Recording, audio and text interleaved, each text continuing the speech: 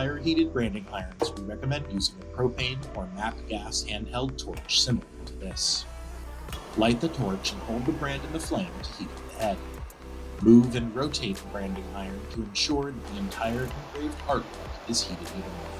Small brands, such as our 1-inch square logo, take about 2 to 3 minutes to heat up, but larger sizes will require more time.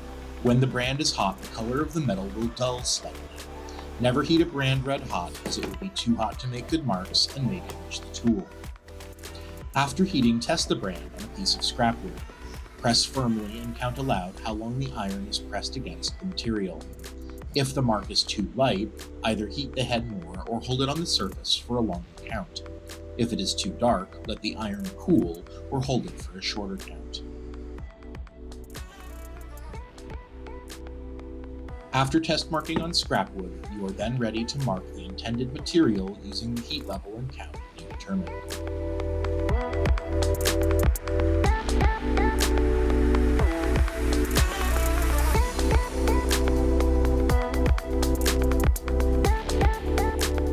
Fire-heated brands will cool off gradually, but can still make good quality marks in succession.